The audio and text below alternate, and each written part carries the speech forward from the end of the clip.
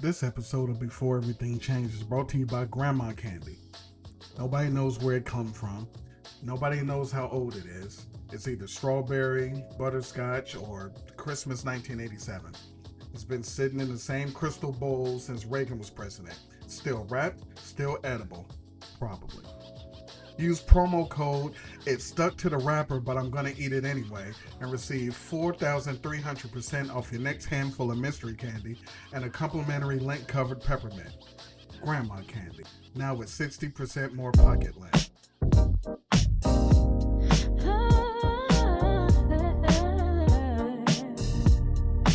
Home when the street lights came.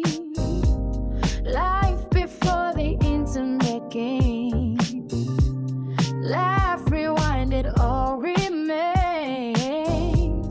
This is before everything changed.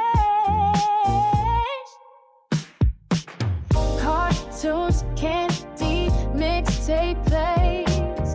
Back to the mall in the old school days.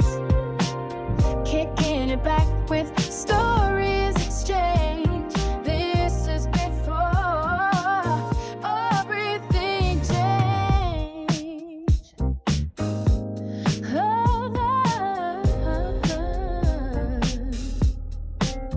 Two for five at Mickey D's, Sears catalogs and memories.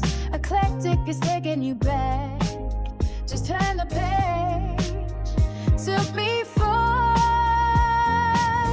everything changed.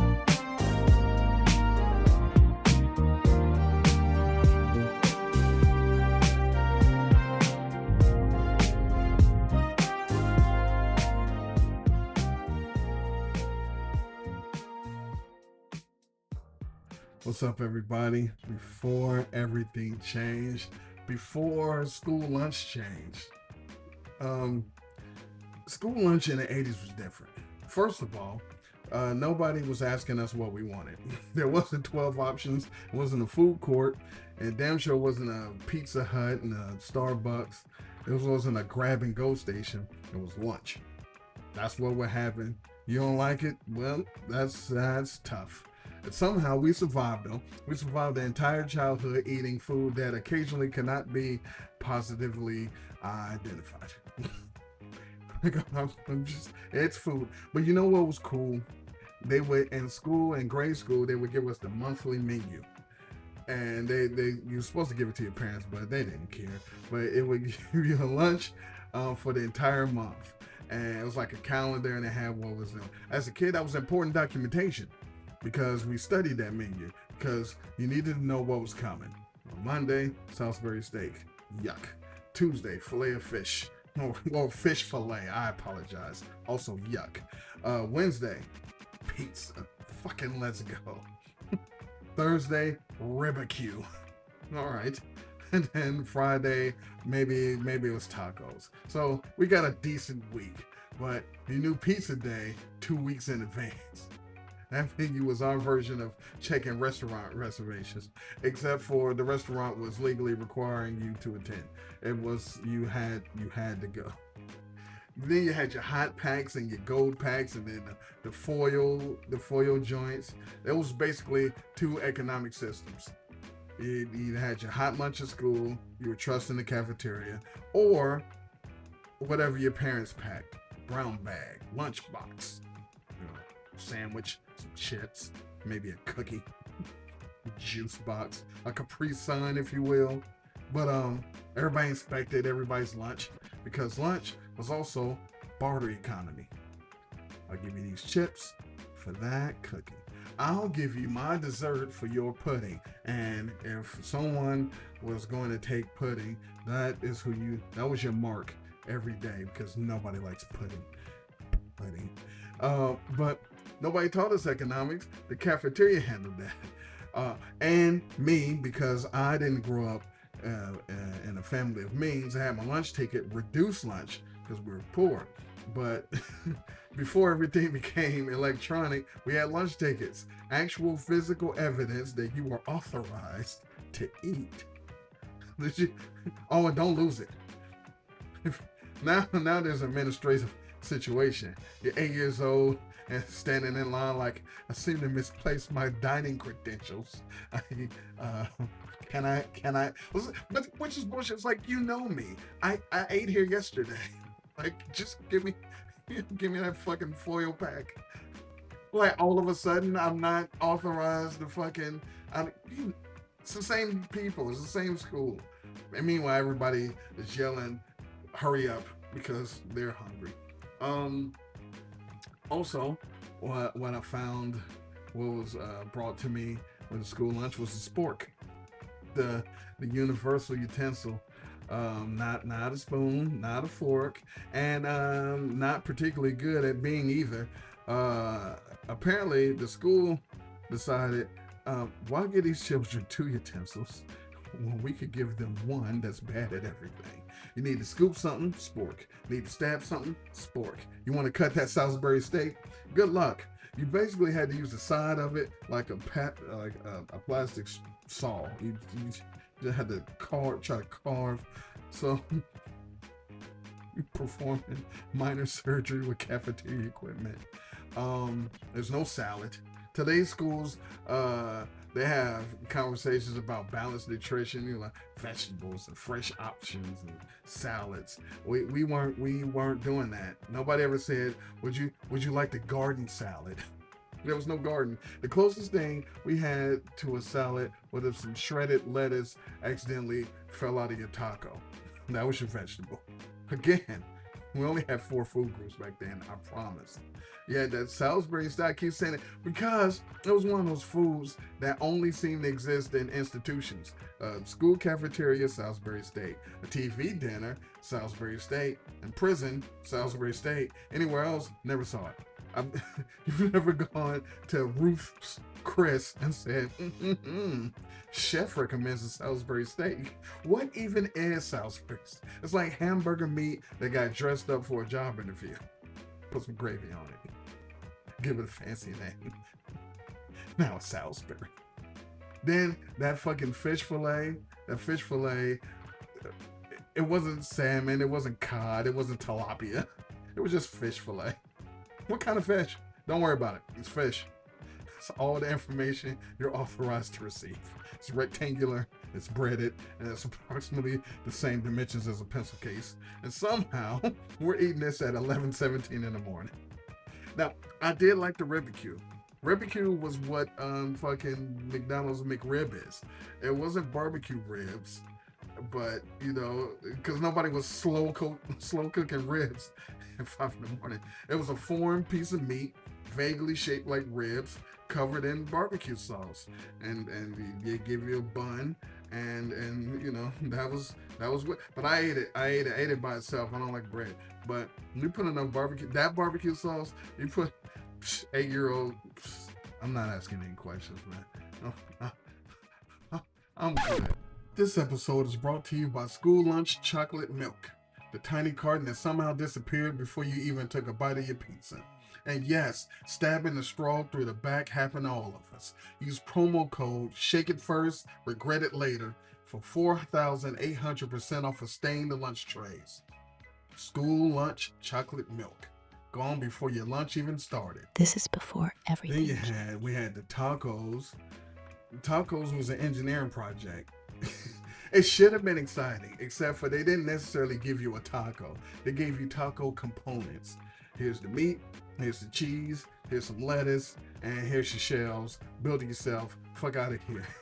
This wasn't lunch, it was IKEA. It wasn't like Chipotle, kinda, but do it yourself. And the shells had approximately 3 seconds of structural integrity. You pick it up, crack. And now you're making taco salad. Except for we're already established, we don't have salad. And there were no replacement shells. You broke it. Well, this was preparing us for adulthood. But the main ingredient, the main event was rectangle pizza day. Rectangle pizza, not triangular, rectangle, because apparently geometry changes when you're feeding 600 kids. We had choices. We had pepperoni, you had sausage. That was it. I did not like the sausage, a little balled up little piece. I didn't like that. I didn't like it, but I couldn't do anything about that. I had to eat it. It was no getting fancy. Can I get half mushroom, light cheese, extra sauce? You want pepperoni? You want sausage? That's it. Next.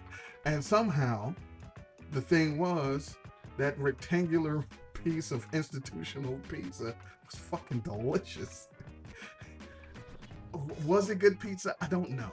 But at school, it was 5-star cuisine. When pizza showed up that month, you circled the date. That was, if I was sick, I was going in. Normally, if you're sick, like, oh, I feel great, I don't have to. No one missed pizza day. Oh, it was fucking wonderful. And then the pizza got better. Eventually, school pizza evolved. The quality started improving, the crust got better, and the cheese started behaving more like actual cheese. And eventually, you started getting things that resembled pizza you would voluntarily eat outside of school. It was fucking wonderful. Elementary school pizza was government rectangle. High school pizza, it was like, wait a minute. This is all right. Then you had tater tots. Tater tots, they were when we were younger, fries wasn't a thing. In elementary school and grade school, we did not have French fries. We had tater tots, and with lots of tater tots, little potato cylinders. Perfectly acceptable. I'm not hating, but eventually we got fries, and not just any fries, my friends. We got crinkle cut. Of course, they were crinkle cut. See, school cafeterias had a legally binding agreement with crinkle cut technology. You didn't know that. You didn't see a straight French fry until you left school property. And getting fries felt like progress. We made it. Now, here's the thing. The pizza was the main event, but also milk was mandatory culture. You got milk. You got white or you got chocolate. And it was vitamin D. It was whole milk. It was no oat, goat, nut, coconut. There was none of that. White or chocolate. Those were your beverage options every lunch. Pizza, milk. Tacos, milk. Fish, milk. Salisbury steak, milk. Nobody ever stopped to be like, hey, does milk actually pair well with tacos? Listen, have you had a glass of milk when you went to Chipotle? No, never did. Never mattered. The dairy industry had apparently secured the contract, and sometimes you got an apple juice. It was like, ooh, juice, exotic. Is somebody visiting the school today? Is the superintendent here? What the fuck we doing with juice? But you get that little fucking milk carton, and then you had the push here, and nothing happened. You push harder, and now one side of the milk carton is crushed, and they had the pull tab, and you pull it, and nothing, it was the wrong side. You had to peel the thing apart and open the spout and drink it out there. You tried to push a straw in there. It was not going to work. But chocolate milk was worth the struggle. I would hazard that school was the last time I had chocolate milk. But also, there was no real fruit. Now, like today, everybody talking about fresh fruit. We didn't get to see any of that. Our fruit was fruit cocktail. That was fruit, technically. Little cubes of things floating in syrup. Now, what fruits are in there? All of them. All of the fruits. There's a pale cube and a yellow cube and something orange, and one lonely cherry piece that everybody wanted. You had to have a little cherry piece. If you open up your fruit cocktail and the cherry piece went there, you might have started a food fight. Fruit cocktail is basically fruit after it's been processed by the witness protection program. Nobody knew what anything used to be. It all tastes the same. Also, but you guess what else you could do back in the 80s? You could get a peanut butter cookie.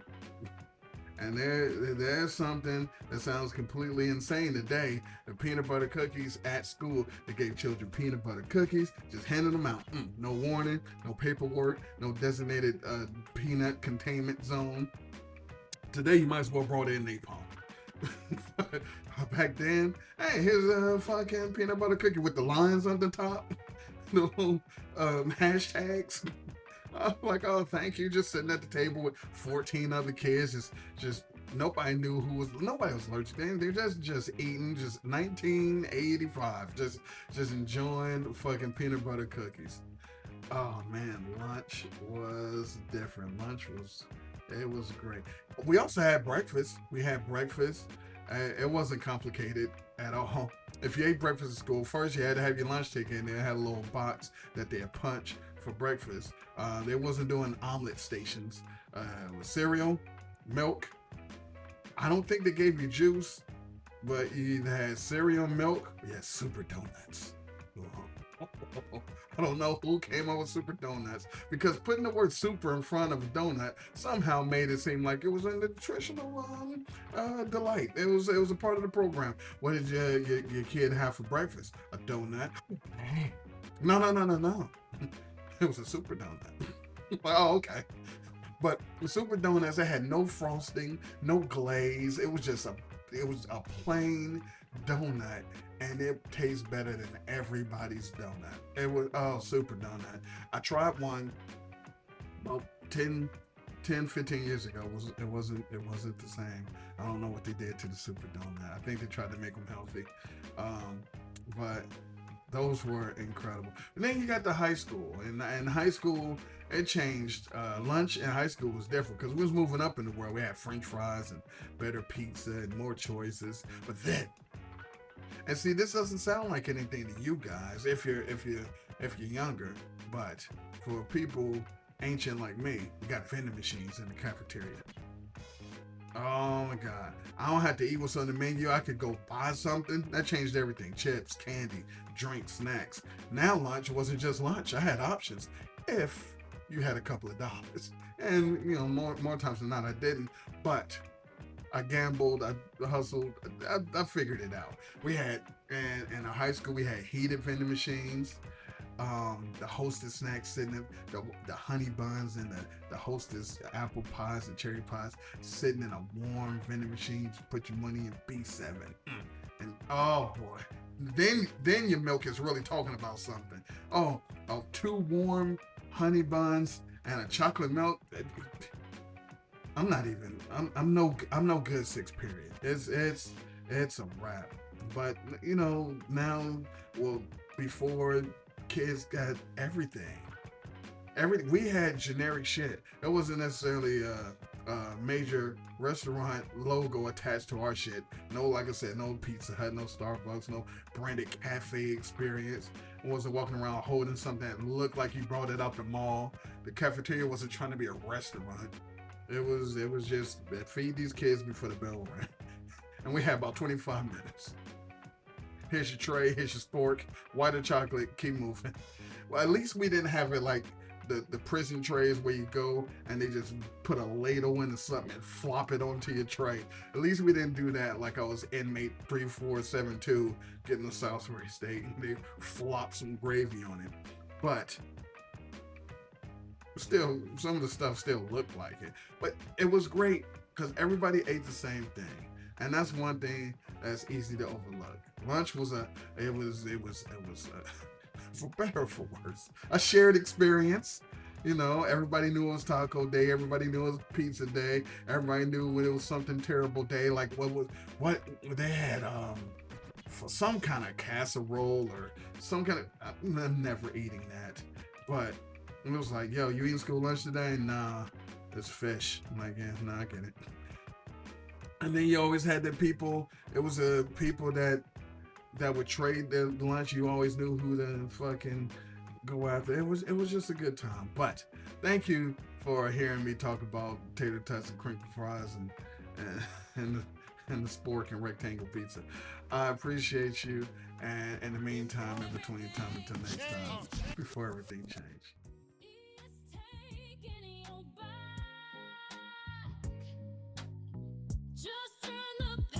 Before everything changed.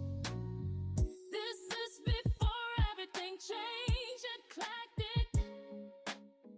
Before everything changed. Before he sees.